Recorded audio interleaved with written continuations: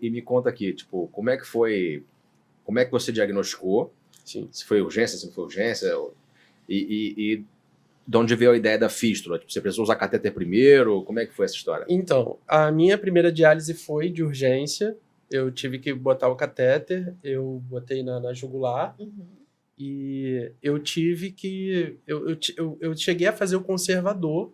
Os meus primeiros sintomas foram apatia, né, falta de disposição, mas o principal que me fez ir ao médico foi a proteinúria, né, que até então eu não sabia o que era, que era a urina espumando. Você ia urinar e aqui levantava uma espuma, parecia que era um detergente. Você tinha quantos anos na época? Eu tinha 18 anos. E aí é importante também falar disso, porque eu fui em vários hospitais grandes que não souberam me diagnosticar. Uma simples bioquímica iria ver que eu estava ali com uma doença renal já em estágio, né, já 3 ou 4, talvez. E eu cheguei para o hospital da Polícia Militar, cheguei no fundão, ninguém colheu uma creatinina, ninguém colheu nada, sabe? E como eu ainda estava no estágio 3, talvez, ou 4, a minha ureia não estava muito alterada, o fósforo, o potássio, não tinha muita alteração. Foi um diagnóstico mais difícil. Exatamente. Ali, né?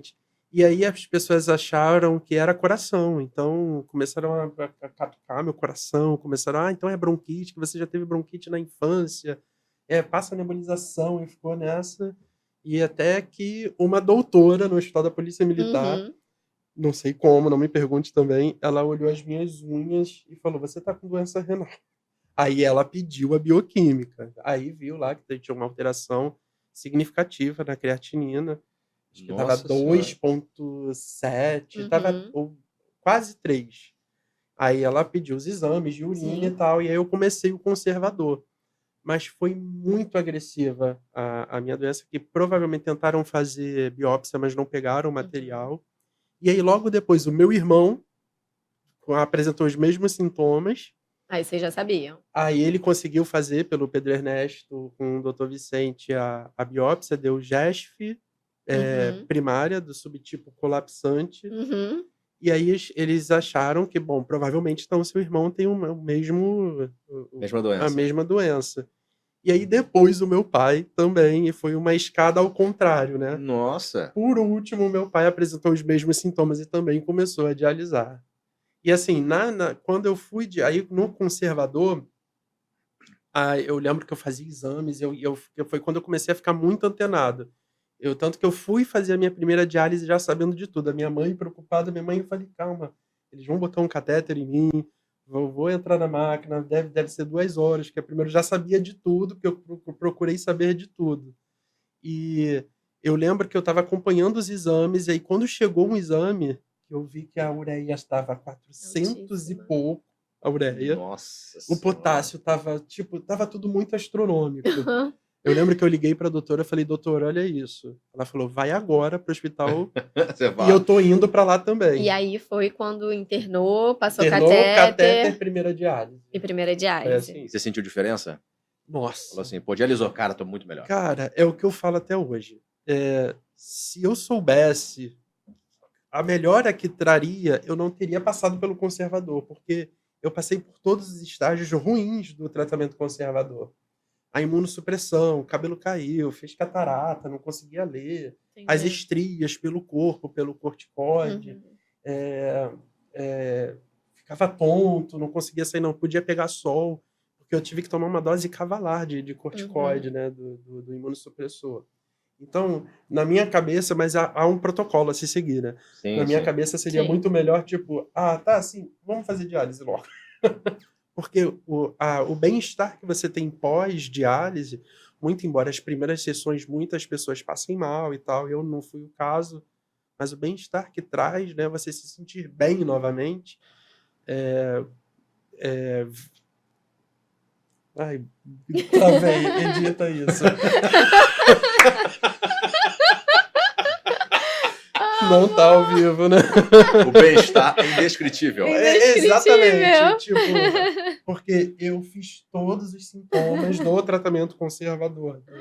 Eu corticoide, acredito, né? eu acredito que corticoide. o pessoal deve ter tentado, claro, não vi teu caso, Sim, né? sim. Mas eles devem ter tentado resgatar um pouco da função Da renal que função você ainda tinha. Exatamente. Acho que, na verdade, essa é a função do tratamento conservador, né? Sim. Você, tipo, tentar estabilizar ali, tipo, não deixar a doença progredir, né?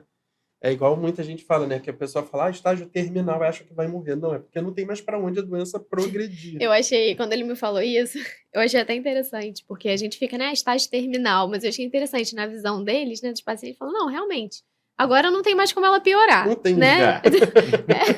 Ela não tem, o rim já foi, agora não tem mais como Não piorar, tem mais só tem pra como onde ir. melhorar depois que a gente fizer o transplante. Exatamente. Então tá tudo Exatamente. certo, né? Eu acho que é uma maneira assim mais leve da gente brincar Sim. com o estágio terminal. Exatamente. É interessante. É uma doença isso. terminal do rim. Do terminal rim, não do minha, paciente. né? Não É, fui eu que exatamente. acabei, né? Fala assim, Não. não, gente, é terminal porque não tem mais É para por onde rim ir. já acabou. Ok, Acabou. beleza. E ainda Não- bem que a não gente tem como ficar consegue. pior. Exatamente. Tem tecnologia aí pra fazer diálise, pra transplantar, pra tudo, pra gente Que bom conseguir que resolver tem. isso aí. Nesse inteirinho, você já foi de cara para fazer a fístula ou o pessoal Não, aí foi segurou um pouco? quando eu fiz essa primeira hemodiálise, foi quando o pessoal lá mesmo no hospital foi tentando fazer essas fístulas aqui no meu braço esquerdo. Uma coisa, quanto tempo você ficou com catéter? Você lembra? Eu só 30 dias no máximo. 30 dias. 30 dias. Mas aí depois você.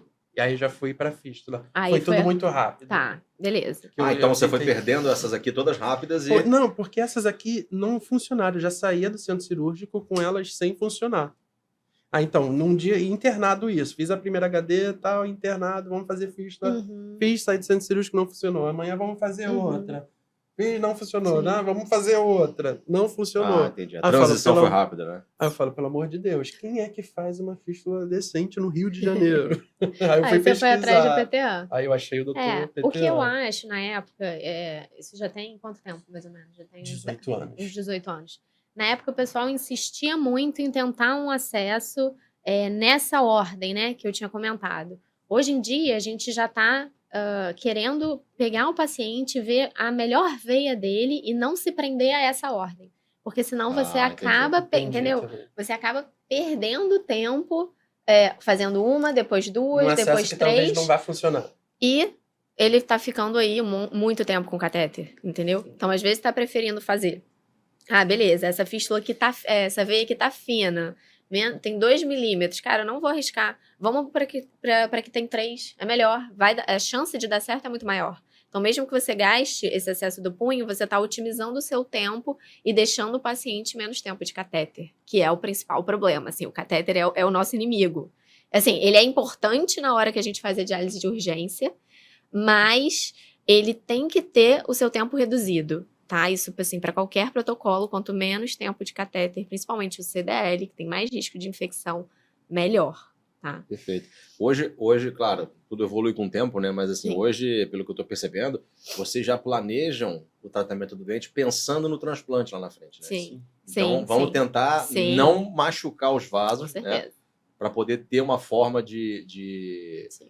transplantar ele com o menor risco possível. Exato, para ele chegar ali com as veias ilíacas boas para um transplante, para a gente ter mais locais para colocar esse rim novo, para a gente não precisar já ir para uma veia cava, né? Porque você teve as ilíacas trombosadas por conta de catéter.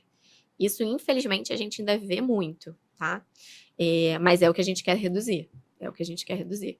Na Europa, eles estão com taxa de catéter muito baixa. Nos Estados Unidos e no Brasil, infelizmente, a gente ainda tem as taxas de uso de catéter muito altas.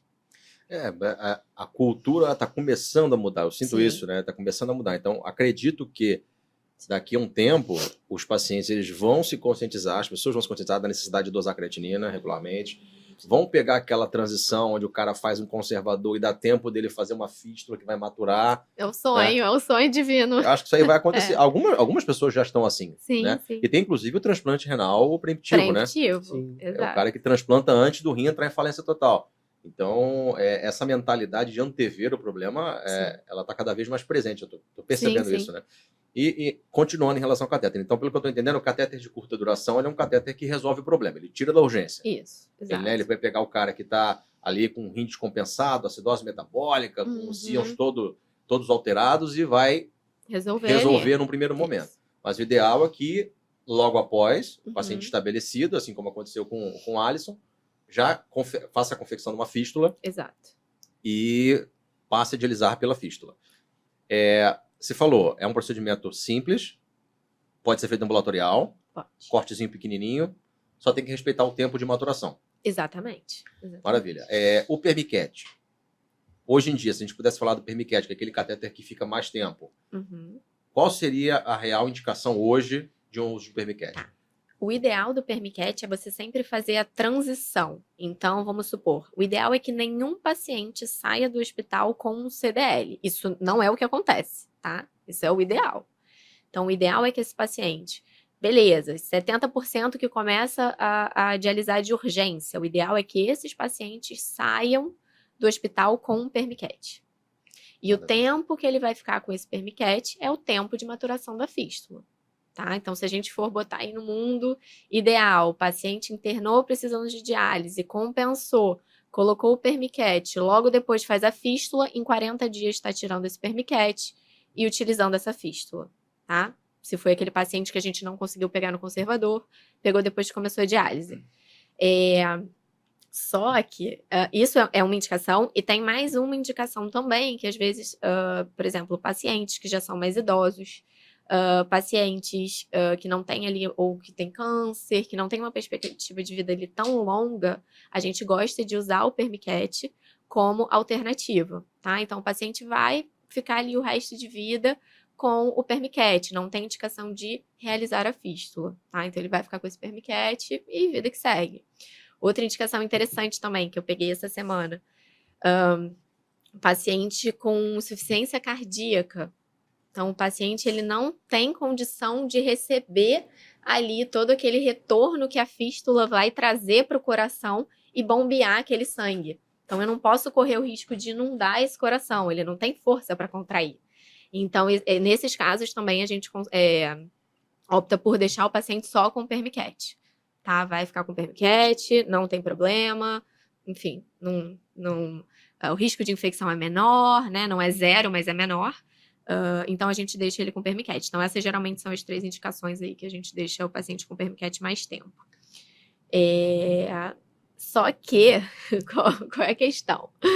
Hoje em dia, cara, eu trabalho com muito paciente SUS, eu trabalho com paciente SUS e particular. No SUS, cara, a gente vê muita gente com CDL meses.